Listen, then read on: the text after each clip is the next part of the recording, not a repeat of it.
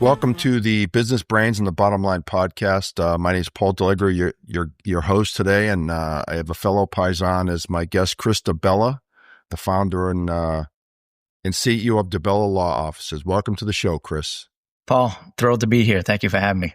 Oh, you're welcome. Well, I always like to work a little personal touches into these things, and I live in Texas now, but I'm originally from Somerville, Mass, and you're up in the Boston area, so it's always nice to connect with locals up in the Boston area. You know, I do try to get up there on a regular basis to visit family and friends. You haven't completely lost your accent, I can tell. No, and that's by design. Now, it's funny that you pick up on that. I toned it down a little bit, but I think you're a traitor if you move somewhere and start, like if you move to like Louisiana and all of a sudden you have a Cajun accent, or Texas. People are shocked that I've been here for almost 30 years and they like, wow. Really? I go, yeah, why? They go, you sound like you just like got off the plane from Boston. I'm like, it's funny how certain people pick it up right away. Yeah. Yeah. Well, the thing is, down in Texas, they don't know where I'm from half the time. They just know I'm not from Texas. They're like, you're from the Northeast somewhere. Because they really can't distinguish between like New Jersey, New York, Boston. It's kind of all mishmashed together. But we that live up there, I can tell the difference between a Rhode Island accent, a Boston accent, a New York accent. I can tell the difference between Worcester and Worcester. That's right. There's some subtleties, and you can only pick that up if you live there, if you grew up there, and so. But at any rate, well, welcome to the show, Chris. Good to have you. Like I said, you're a fellow Paisan. Your name ends in a vowel, so I'm always partial to people that are Italian, of Italian descent. So yeah, my father would be proud. Yeah, cool. Well, Chris, thanks for being on the show first. I really appreciate it. And I'm looking at some of the information I have on you, and I know that you're a lawyer, of course, but you really tried to, from what I can see, and I want you to elaborate on this, really talk about your leadership skills and how you build your brand and build your relationship with your customers versus just being hard and fast, right? Is that am I getting some of the gist of today's conversation? I think so. I mean, it's becoming a leader is not something they teach in law school. It's certainly something that I've learned over the years and tried to emulate certain people that I've worked for, things that, I found were effective. And, I definitely think our firm tries to lead with empathy. It probably started, my brother was in an accident early on when I was young, and, we've had our share of lawyers that, we were a blue collar working class family. My father was in construction. My mother raised us. And we've run through our shares of lawyers and doctors that just had no bedside manner. And I don't know, they don't teach it. They don't teach it in medical school. They don't teach it in law school. But when I tell you, it's probably one of the biggest reasons that we get the amount of referrals from other law firms that we do. Yeah. It's because we're responsive. We get back to people. We're respectful. And I actually have a staff that cares. It's not just a job. And it's hard to teach that as much as I think we just do a good job finding talent that's who they are. Yeah. No, you raise some great points, Chris. I mean, think about you're the client and you need some help. You want people to feel like you've connected with them, that they understand who you are, what your goals are, what you're trying to do versus, yeah, I can do this for you. And that's it. We'll call you when we need you, any more information. Oh my God. I mean, you don't have to look far to find, if you make some calls to different law firms and some of them are big national brands, you'll hear 10 other people talk in the background. It's a call center. There's no personalization. There's certainly no empathy. They're just trying to sign a case and move on. Whereas I am so lucky and fortunate to have an intake team that they spend too much time on the phone. I mean, they're finding out about people's pets and, what their hobbies are. And they just genuinely, I'm so blessed. We just did a shoot here a week ago, and we had some clients come in to do some testimonials, and the amount that they rave about different staff people, it's nice for me to hear because I don't, I'm not always, I know that to a degree, but it's great to just get that feedback from clients. Yeah. Well, and then what happens after that, right? I'm in sales too, so customer referrals, right? If I had a Yep. good experience with you, what am I going to do when one of my friends gets in a car accident? I'm saying, give this guy Chris DiBella a call. He's great. He's going to take Yeah. good care of you, and he'll be honest with you too. I mean, it's the quickest way to grow your practice or kill your practice, right? Because you're either going to have, it's going to compound. You're going to have other clients referring, other attorneys, people that are just aware of your brand and see it in a favorable light, or people that wouldn't send anybody, their worst enemy, to you. So it does have a big compounding effect, as you say. Yeah. Yeah, and I think just in general, Chris, I mean, just being honest and having integrity in the end will carry you, I think, right? In most cases. I would agree with that. I mean, Yeah. I came from, that my family, my parents are all about family. They're all about reputation. You don't get another bite at the apple. And sometimes you have to deliver hard news or turn away clients that you shouldn't otherwise. But if you're doing the right thing, you can lay your head down on the pillow at night. That's really what it's all about. Yeah. You reminded me of something. I remember early in my sales career, we had a problem with a customer, and it was our fault. It was our problem. So I'm thinking, oh my God, I don't know what to do. I'm a young kid. I go to my boss. I tell him the situation. I don't know what to do. I said, what do we tell the customer? And he looks at me dead serious. He goes, why don't we start with the truth? And You it don't hit hear that me. much anymore. Yeah. And this is 40 years ago, and I still think of that to this day. It was a Right. lesson. I'm worried about what the customer's going to think. And he said, belly up to the table, man. Tell them the truth. 100%. I mean, that is missing from today's society in every industry. And I've seen it in my own personal experience with vendors and different relationships and the business side and the personal side, but we operate the same way. I mean, to the extent that, we eat things and do things when other people have made mistakes, but I still want it to be the right client experience. So if there's a way that we can soften that, we fall on the sword and we do what you have to do, because, at the end of the day, even if we didn't cause the harm and the client's affected and somebody else isn't doing the right thing, we try to step in and do the right thing. But Yeah. you're 100% right. That is dramatically lacking.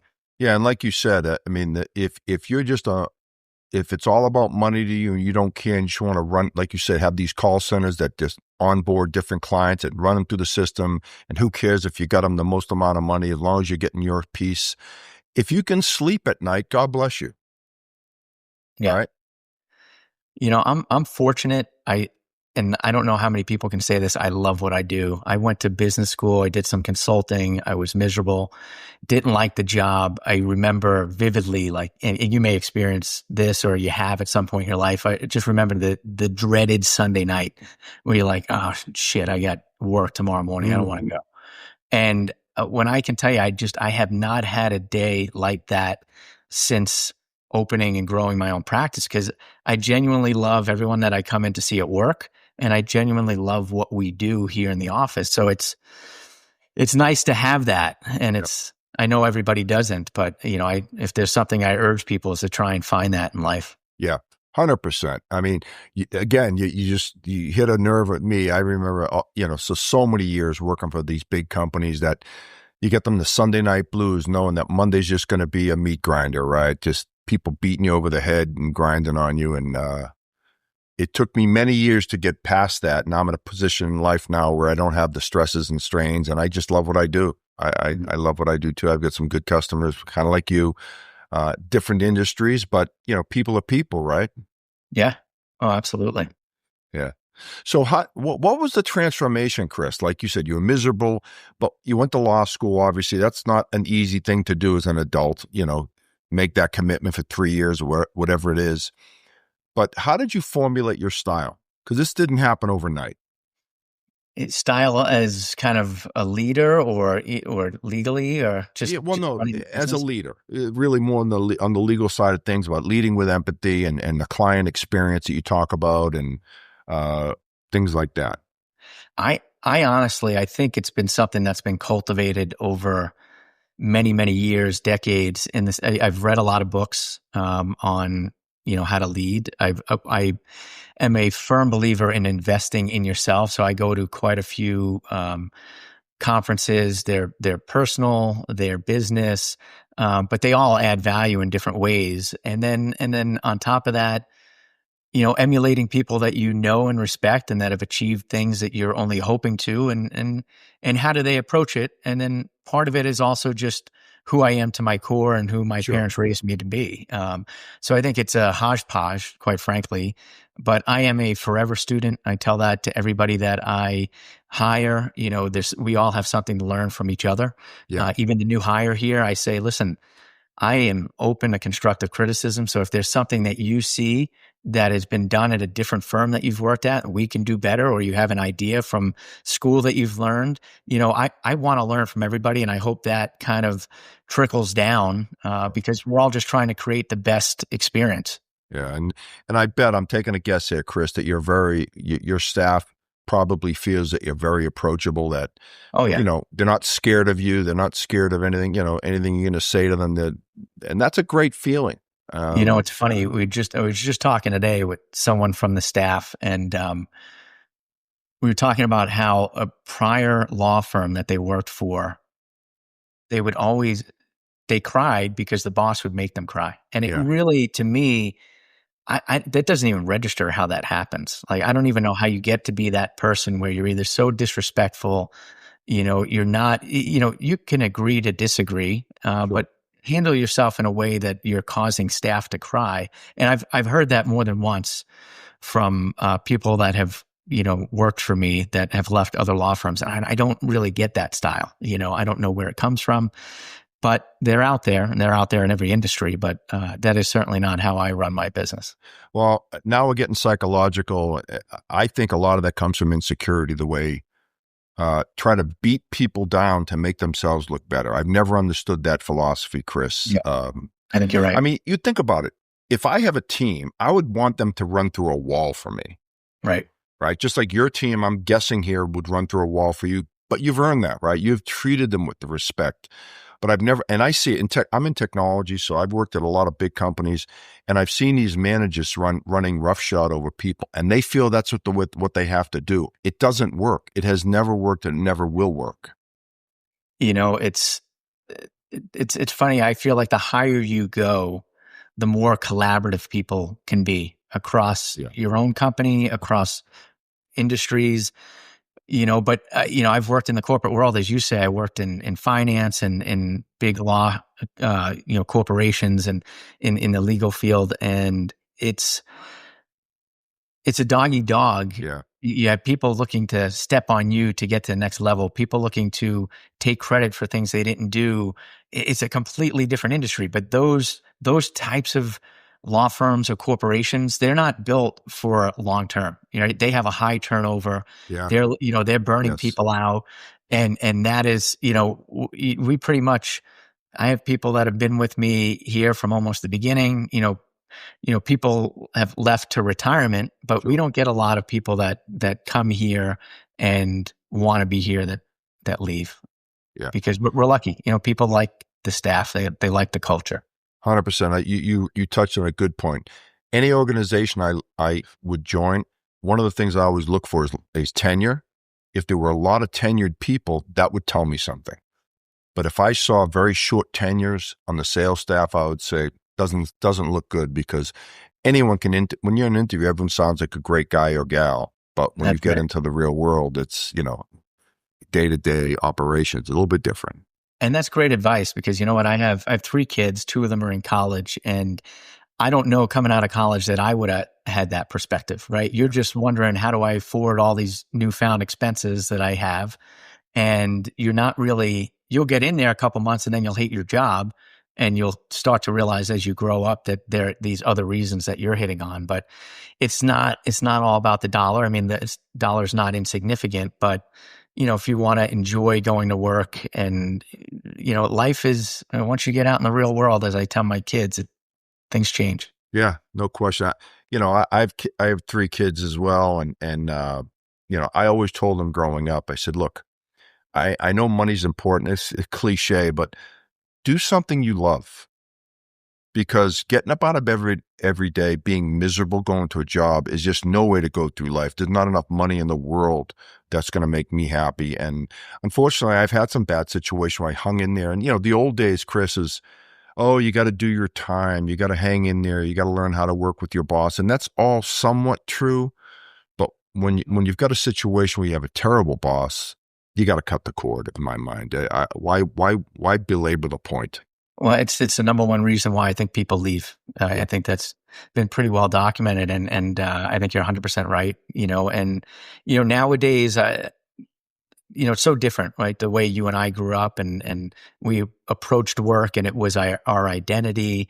And these kids coming out of college, it's not the same thing, but they care about what your company does outside of the four walls of the building, right? Sure. They want to know that you're a caring company and that you're helping the community, and so it's funny. You have to approach the younger generation a little bit differently, but that's fortunately another area that we tend to do a lot community based as well. But that they tend to resonate. They tend to, whether you can get somebody to stay and do some overtime during the week is one thing. Whether they jump and say, hey, I want to go on Saturday and Sunday and do some community events, they're the first ones to volunteer because they love giving back and giving back 100%.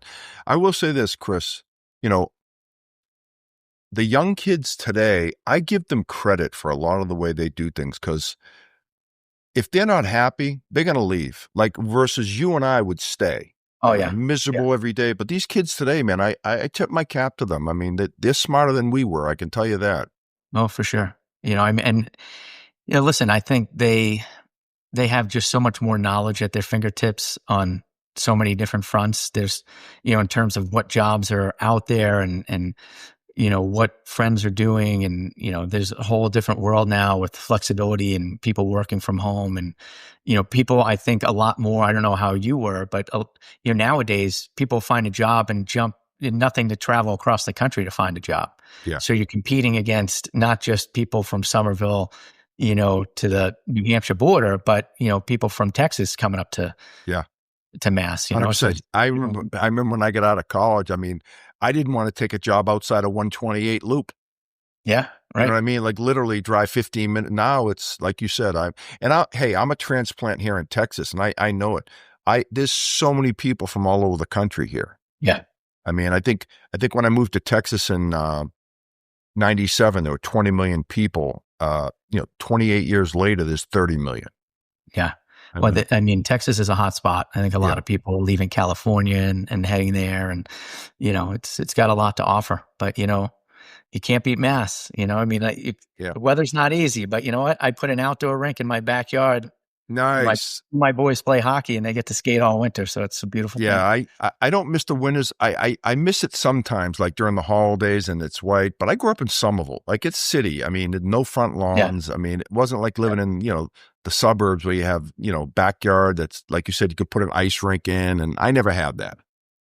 Yeah, no, I didn't grow up either, but but you got to find a way to get outside in the winters up here and stay active. It's already starting to change where it's, it's dark at a little after 5 over here. So it gets depressing quick. Yeah. So what's the temp out, been during the day out there now? It's in the 50s for a high, which is not terrible. Been, mid 80s. I think it's like 80, 84, 85 down here today, which is nice. I can go to the gym in shorts and a t-shirt. I will say this, Chris, as long as I've been down it, people say, oh, you must, not, get used to the weather. I go, the novelty has not worn off, that I can leave my house in January and February, not every day, but I can leave my house just like I am now in shorts and a t-shirt.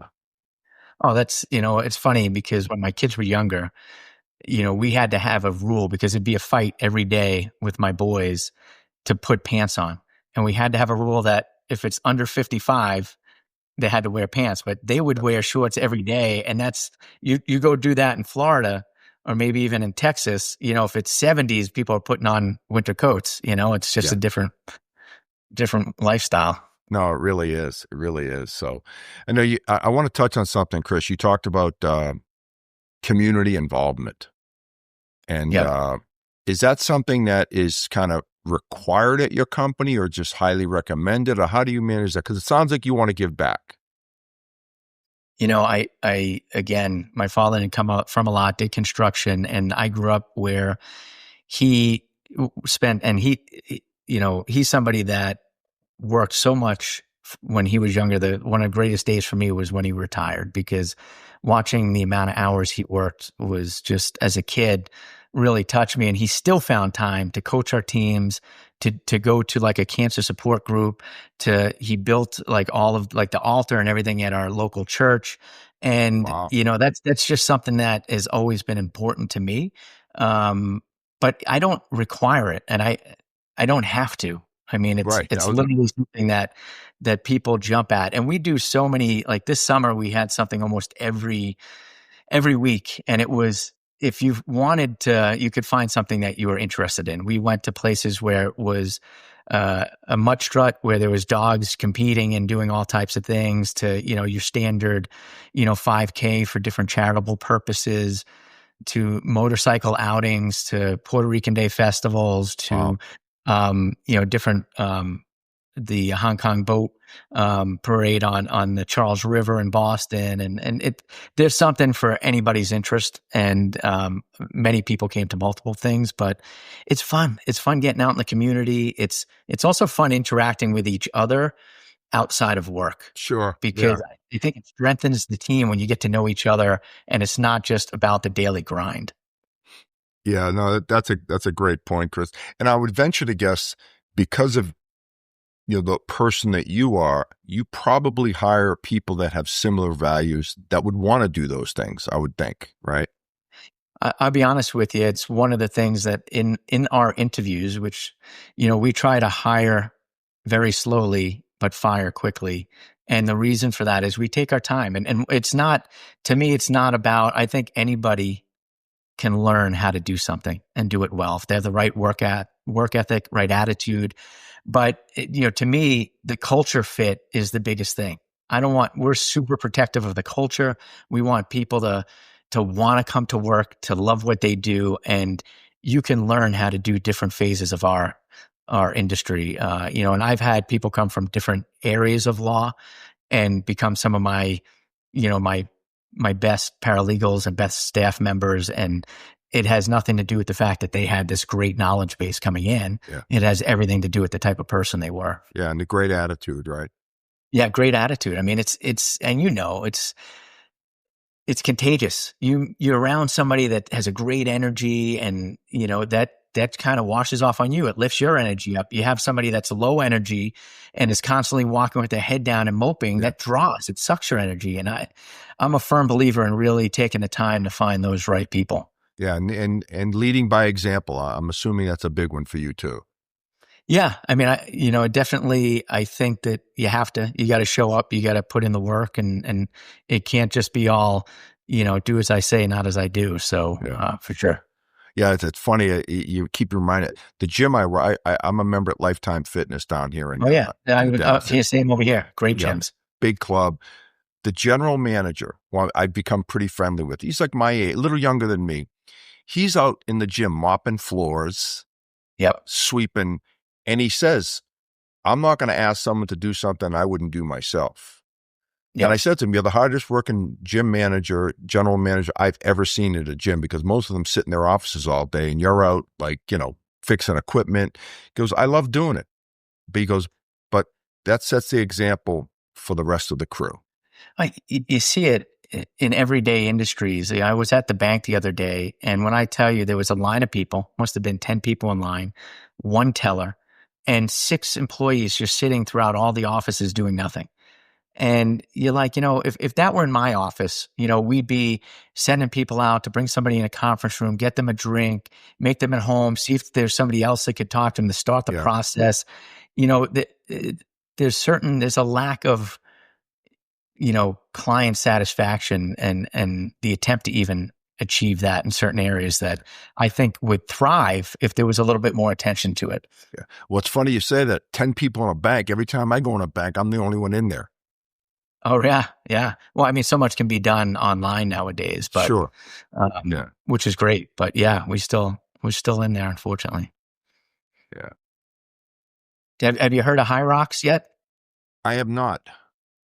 So it's kind of like a juiced up Spartan. You had mentioned you're into fitness, but yeah, take a look at that. It's a really neat new craze in the fitness industry. You like it. And what is it around? Like cross training? What's it? Yeah, it's kind of a mixture of cross training. So there's like 8 different segments, and you have to run a kilometer in between each one, and then each segment attacks a different part of the body parts. But it really is it's different. It's unique. They're all over the states. They're all over the country. They're all over the world. Actually, they're in Europe. They really exploded in the last year. They were just in Boston this summer, and they did it in the Yeah. Seaport Center. Yeah. Now we'll get on fitness now, but I'm a big believer that you can't do the same workout all the time, right? You've got to do things differently, hit your muscles at a different angle if you want to get growth, right? Yeah, I mean, you got to change it up. I wrestled in when I was younger in high school, and fitness has always been a part of my life. But I'm 48, and you got to find ways to stay energized and to keep it interesting. So yeah, I always tell people I'm going to be 66 in a week, you and look great. I tell people the hard years are coming, right? Let's be honest, Chris, right? Like, we're not getting any younger. And if you think, I hear people say it all the time, well, I could be in shape if I wanted to be. I'm like, okay, let me get this straight. You've never been in shape your whole life, or you've been in like quasi shape. What makes you think at 55 you can turn it on? You can't. Well, it gets harder. I mean, with every year that passes, and right, it gets harder and harder to say I'm going to start on Monday. But the thing I even see with my clients, I see with my parents, I see with myself. It's we got to stay in motion. You got to stay active. It only gets harder, and like you said, the older we get, it just you're going to live longer, and you're yourself 10 years from now. Thank you if you start moving today. 100%. I tell everyone I'm working out for my 75-year-old self. Yeah.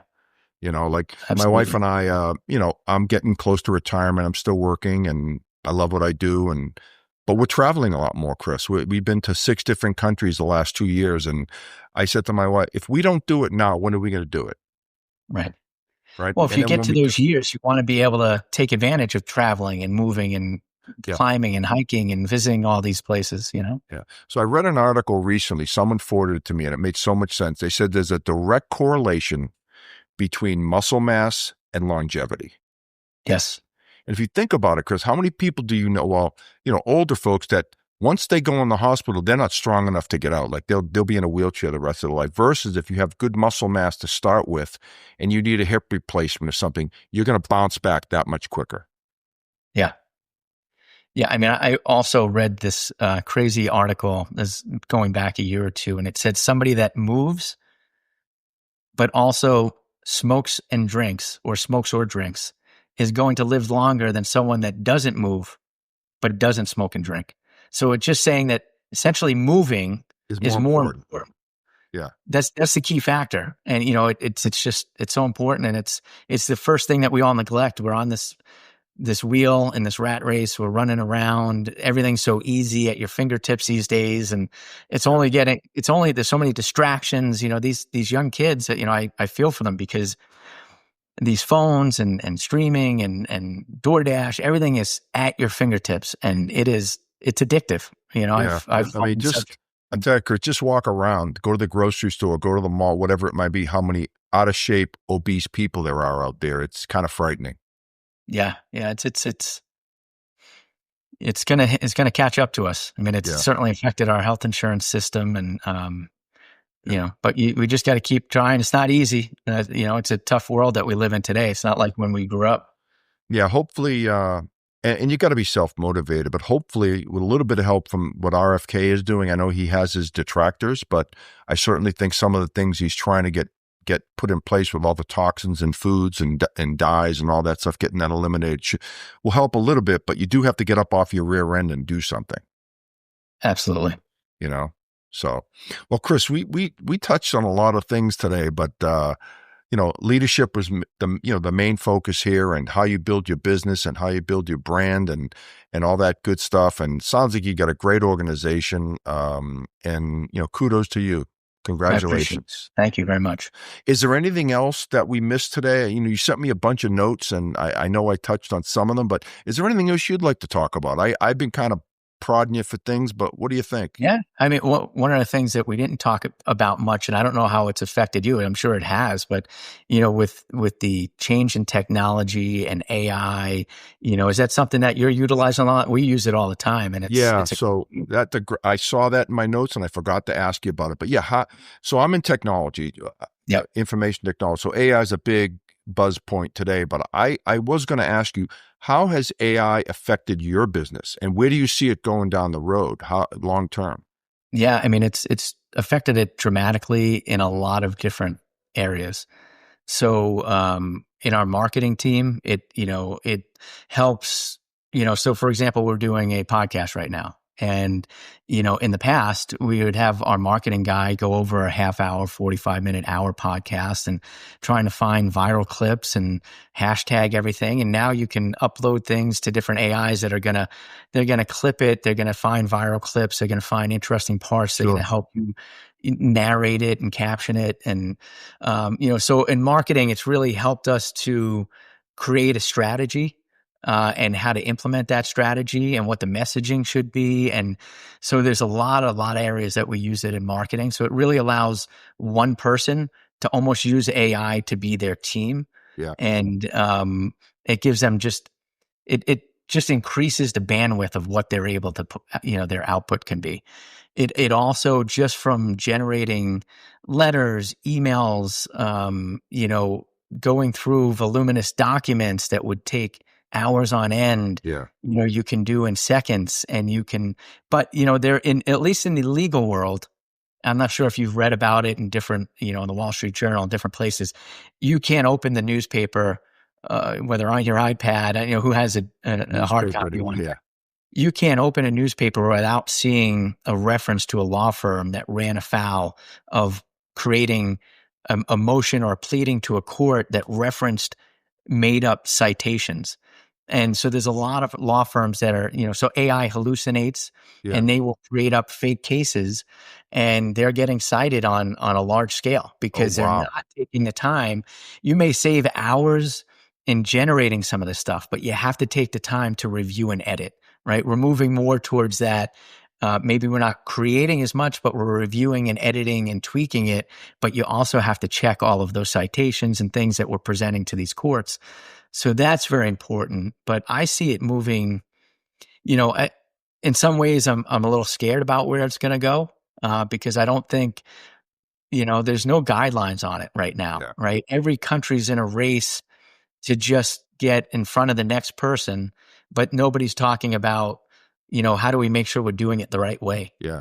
We make sure that we're setting ourselves up for success. And the second that a country pauses to do that, I feel like they're losing an edge. And corporations are probably in a similar vein. They're all fighting for the next best AI app or feature. And, I think it's going to catch up to us at some point. There's going to be some detractors, but I also think it has a lot of great things that it's going to bring to us. Yeah, I think we're all worried about the same things, Chris. You see the sci-fi movies where the computers take over the world. I mean, I'm joking, but you know what I mean? That's something that's on people's minds.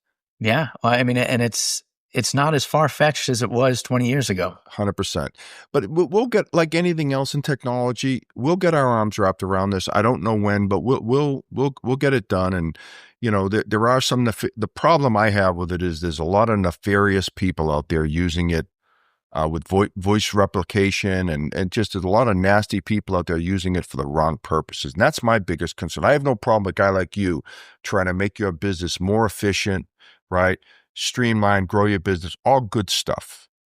But it's the bad guys out there that I worry about. 100%. But you're also right in the sense that this is not a new problem for us. There's always been bad actors in every stage of the evolution of all these things that we've accomplished over the years in the United States. And I think that I'm also optimistic. I think we're going to handle it the right way. I think government is always reactive. So, they're not proactive and they will at some point get to regulating to this when the gold rush slows down a little bit, and we'll do it the right way. But we're going to have to with everything else, right? There'll be a whole new industry, just like cybersecurity when everything exploded with the internet. We're going to have security protocols and things that develop, and corporations will come to age that are able to keep the reins on, I think. Yeah. Well, it sounds like it sounds like you're pretty technology savvy, so that's always a good thing. Unfortunately, you need to be in today's world. You can't just you can't just be pushing pencil on a paper and think you can survive today, because you're not. Yeah. Well, that's the one thing about AI that's also, so many of these schools now, I think, are struggling with, we want kids and children to be creating their own content. We don't want them relying too much on it, which is important, right? Because if you're relying on AI too much to create stuff, now we're going to be losing something. But we also can't shy away from teaching them how to utilize it, because that's what all these corporations are going to be, thirsting after, kids that are proficient and know how to take advantage of, and, I told my staff when we embraced it some time ago, I said, you're not going to be replaced by AI, but you're going to be replaced by somebody that knows how to utilize it and maximize what it brings to the table. No, 100%. And like I said, I'd be curious to see, 10 years from now, I look back 10 years, and 10 years before that, technology has changed so much. So we'll see. I'll be retired by then, Chris. So I'm not going to be too worried about it. But it is interesting, and and our company's doing the same thing. We're trying to figure out how to monetize it, how to help our customers use it. And we're getting there. We're having a lot of internal conversations and partnering with some different companies that specialize in it. So we're working on that too. Yeah. So, well, Chris, any last words for the audience out there? And how would someone get in touch with you if they needed to? Sure. That's a good question. You can go online. You can find us at everycasespersonal.com. We have a toll-free number. It's 855-DiBella, DiBella. We are on all the social media platforms, TikTok, Instagram, Facebook. Most of them have the DiBella Law or DiBella Law Injury Attorneys moniker. And, you can reach us anytime if you have any questions.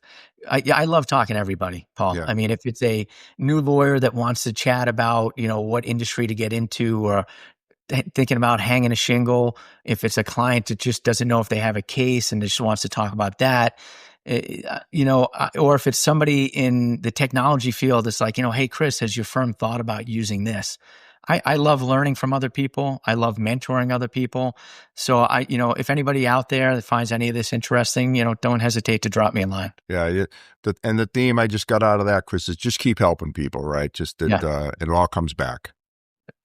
Absolutely. Couldn't have said it better than that. All right. Well, on that note, we'll end the podcast here, because I really enjoyed this, man. This was a lot of fun. I did too. I got to tell you, I do a lot of podcasts, and some of the topics aren't that thrilling. This was kind of fun for me, because leadership's a big one for me, being in sales, and always fascinated by that. And a lot of commonalities between industries, believe it or not. Oh, I believe it. Well, thank you so much for having me, Paul. This was a lot of fun. Oh, you're welcome, Chris. And so that's it for this edition of the Business Brains and the Bottom Line podcast. Paul Delibero signing off until next time.